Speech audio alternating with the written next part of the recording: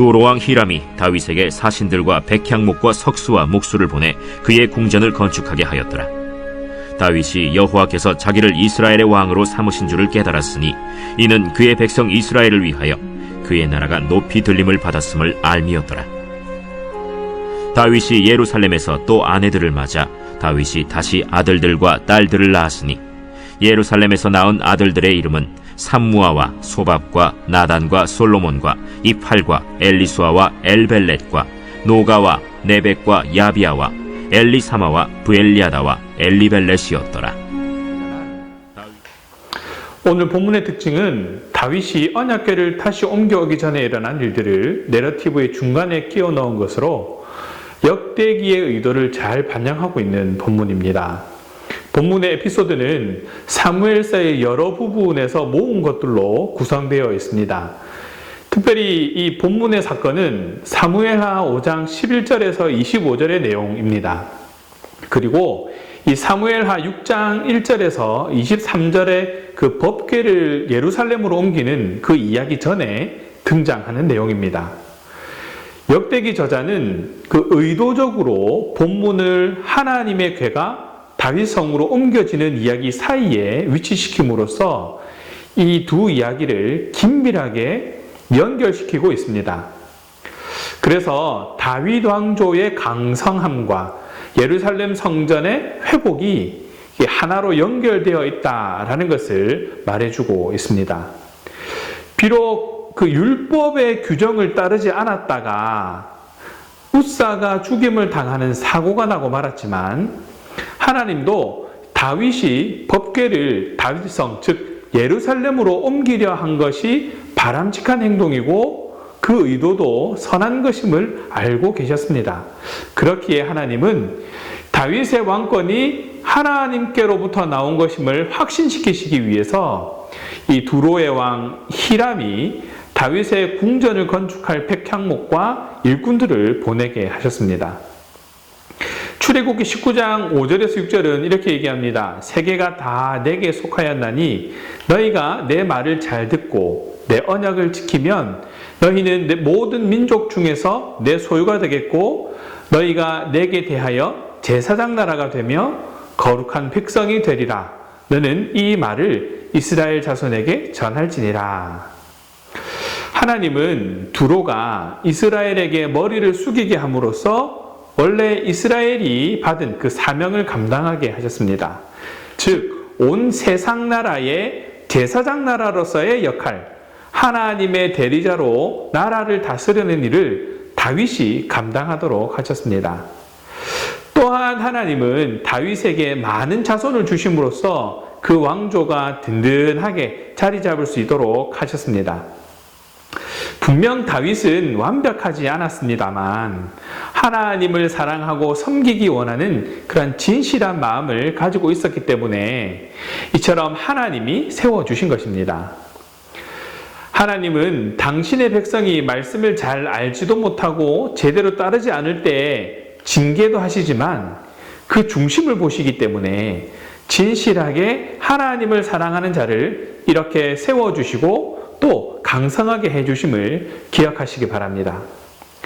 사실 블레셋이 길보아 전투에서 사울 왕을 죽일 때까지만 해도 다윗은 블레셋 왕의 신하였습니다. 그런 다윗이 사울의 뒤를 이어서 이스라엘의 왕이 되었다는 소식이 들렸으니까 이 블레셋 왕이 가만히 있을 수가 없었던 것입니다. 블레셋은 배신자 다윗을 죽이고 이스라엘을 평정하거나 다윗에게 항복을 받고 이스라엘을 속국으로 삼으려 했을 것입니다. 그럴 때 다윗은 블레셋에 대항하기 위해서 군사를 이끌었고 그 이끌고 나가기 전에 하나님의 뜻을 묻습니다. 하나님은 블레셋에게 정면으로 대응할 것인지 아니면 매복해서 기습할 것인지 어디에 매복했다가 언제 나가 싸울 것인지 세세하게 알려주셨습니다. 군대를 이끌고 블레셋과 맞선 것은 다윗이지만 이스라엘에게 승리를 주신 분은 하나님이십니다. 다윗도 그 사실을 인정했기 때문에 하나님의 말씀에 순종하면서 전쟁을 수행했습니다. 다윗이 이처럼 하나님을 사랑하고 그 말씀에 순종했기 때문에 하나님은 그 이름을 모든 나라에 퍼지게 하셨고 이방 민족들이 그를 두려워하게 하셨습니다. 하나님께 묻고 하나님의 말씀을 잘 따르면 언제나 최고의 승리가 보장됩니다. 그러나 이 간단한 진리를 따르는 사람들이 그리 많지는 않습니다. 하나님께 묻지 않고 결정하고 자신의 마음대로 하려고 합니다. 그러다가 일을 그르치면 그제서야 하나님께 기도하며 엎드리는 것이지요. 모든 일에는 순서가 있는 법입니다. 하나님이 주시는 승리도 그렇습니다. 먼저 묻고 하나님의 지시를 따라야 합니다. 이것이 제대로 된 순서입니다. 다윗은 그 순서를 잘 지켰고 그 명성은 온 세상에 퍼지게 되었습니다. 역대기 저자는 다윗이 율법을 어기는 잘못을 저질렀지만 그 마음의 중심을 보시는 하나님이 그를 높이셨던 것처럼 바벨론의 포로로 끌려갔다가 약속의 땅으로 돌아온 유대 공동체에게도 이 하나님이 회복의 은혜를 베푸실 것을 기대하고 있다라는 것을 우리는 살펴볼 수 있습니다. 그 일은 바로 우리 주 예수 그리스도에 의해서 성취되었습니다.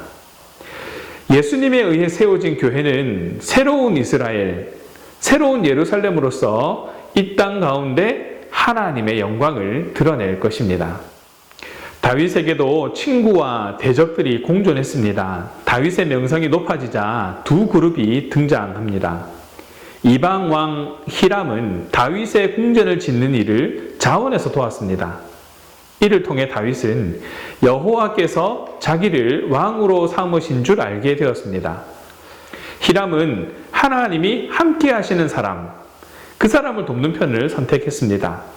그 순간 그는 이방인이 아닌 범이스라엘에 참여한 동력자가 됩니다. 하나님이 원하시는 일에는 도움과 능력이 공급됩니다. 반면에 블레셋 사람들은 다윗을 억누르려고 했습니다. 그럼에도 불구하고 다윗의 명성은 온 세상에 퍼졌고 모든 민족이 그를 두려워했습니다. 하나님이 하시는 일에는 복이 임합니다. 예루살렘에 이 번성한 아들들의 이름을 나열하는 것은 실제 시간의 흐름과는 상관없이 다윗이 자손의 복을 받았다라는 것을 나타냅니다. 이를 통해 다윗이 하나님과 올바른 관계 속에 있었다라는 것도 보여주는 것이죠. 지난날의 실패가 사실상 실패가 아니라 하나님을 섬기도록 하기 위한 섭리였다라는 것을 깨닫게 됩니다. 하나님은 있는 모습 그대로 사랑하시지만 그분의 목적에 맞게 깨트리시고 다시 지어서 사용하시는 분임을 기억하시기 바랍니다. 유능한 지휘관은 승리하는 방법을 압니다. 그렇기 때문에 전쟁에서 승리하려면 유능한 지휘관의 명령을 잘 따라야 하는 것이죠. 우리가 섬기는 하나님보다 유능한 지휘관은 없습니다. 하나님이야말로 가장 탁월한 지휘관이십니다. 하나님의 지시를 따르면 반드시 승리하게 됩니다. 하나님의 지시를 듣는 방법은 바로 기도입니다. 먼저 충분히 기도하고 하나님의 뜻이 명확해지면 그때 움직이면 됩니다. 그러면 반드시 승리합니다. 다윗은 완벽하지 않았지만 하나님의 뜻을 따르기 원했기 때문에 하나님이 그를 온 세상 나라를 다스리는 왕으로 세우셨습니다. 그리고 그 후손으로 완벽한 왕, 주 예수 그리스도를 보내셔서 온 땅을 다스리게 하셨습니다. 순종하는 삶의 은혜는 하나님의 승리를 맛보며 사는 것입니다. 우리는 예수님의 제자로서 또 새 예루살렘 백성으로서 세상 가운데 보내심을 입었습니다. 이 사실을 믿음으로 담대히 오늘 하루를 그리고 9월 한 달을 잘 마무리하시기 바랍니다. 기도하겠습니다. 사랑의 하나님 감사합니다. 오늘 말씀을 통해 순종하는 삶의 은혜를 깨닫게 하심을 감사드립니다. 번성케 하시고 승리케 하시는 하나님의 은혜가 우리의 믿음으로 확증되고 드러나게 된다는 것을 다시 한번 기억합니다.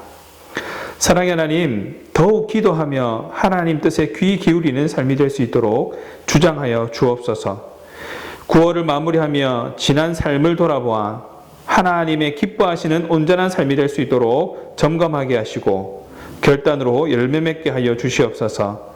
감사합니다, 주님. 우리 주 예수 그리스도의 이름으로 기도합니다. 아멘.